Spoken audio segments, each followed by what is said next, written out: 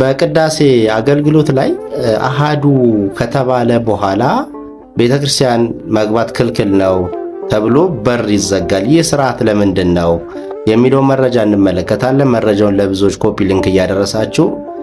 ሊንክ እያደረጋችሁ እንድታዳርሱና ሌሎች እንዲማሩበት እንድታደርጉ ጠይቃችኋለሁ።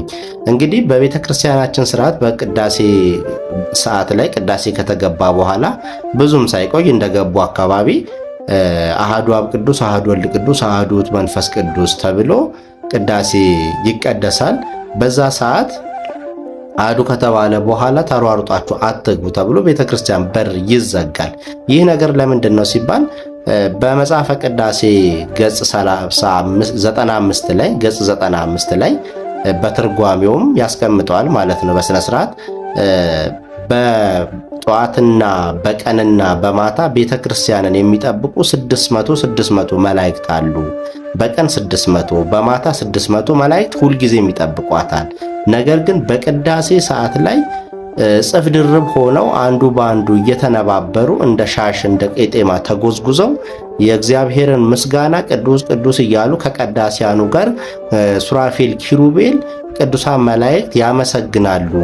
በጸጥታ ሆነው ያስቀድሳሉ ወይም ደግሞ ይቀድሳሉ፣ ያመሰግናሉ። እና በዛን ሰዓት ላይ ክርስቶስ ስጋውና ደሙ የሚፈተትበት የሚለወጥበት፣ ሕሙማን የሚፈወሱበት፣ ስርየተ ኃጢአት የሚሰጥበት፣ ከገሃነመ እሳት ብዙዎች ነፍሳት የሚድኑበት ታላቅ ስርዓት የሚሰራበት ነው እና በዚህ ስርዓት ላይ ቅዱሳን መላእክት ይገኛሉ ማለት ነው። እጅግ በጣም በብዙ ማለት ነው። ስለዚህ እኛ ተሯሩጠን በምንገባ ሰዓት ላይ ማርፈዱ ከራሳችን ስተት ሊሆን ይችላል። ወይም ደግሞ በደረስንበት ሰዓት አሃዱ ከተባለ በኋላ ከሆነ እዛው በር ላይ ቆመን በደረስንበት ማስቀደስ ነው እንጂ ሮጠን እንድንገባ አይፈቀድም። ለምንድን ነው ሲባል አንደኛ ልንቀሰፍ እንችላለን።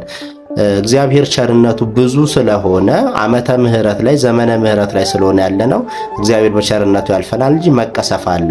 ሁለተኛ መላእክት እጅግ በጣም ያዝናሉ። ሲያዝኑ ደግሞ ጸሎታችንን ማሳረግ ሲገባቸው የጌታችንን ምስጋና አቋርጠው ረግጠው የስጋው ደግሞ ስርዓት ተደፋፍረው እየተንቀሳቀሱ እየገቡ ምኑ ጸሎታቸውን አሳረግ ነው ብለው ያዝኑብናልና በዛ ምክንያት መላእክት እንዳያዝኑ ተጠንቅቀን ጸሎታችንን ማሳረግ ሲገባቸው እንዳይተውብን እና መቅሰፍት እንዳያመጡብን ሲባል የቤተ ክርስቲያናችን የአባቶቻችን ስርዓቱን በመጻሕፍት ደንግገው ስርዓቱን አስቀምጠውልን ቅዳሴ አሃዱ ከተባለ በኋላ እየተሯሯጣችሁ አትግቡ፣ ባላችሁበት ቆማችሁ አስቀድሱ፣ የቅዳሴው በረከት አያመልጣችሁም፣ በመምጣታችሁ እግዚአብሔር ይቀበላችኋልና ብለው ያስተምራሉና ምናልባት ቅዳሴ ገቡብኝ ወይን እያልን እየተሯሯጣችሁ የምትገቡ ምእመናን ካላችሁ ባላችሁበት ቆማችሁ ብታስቀድሱ እግዚአብሔር እንደሚቀበላችሁ ምስጋናችሁን ልታውቁት ይገባል። ሲቀጥል ደግሞ ቆራቢ በመኪና የሚመጡ ልጆቻችሁን የምታቆርቡ ካላችሁ እንግዲህ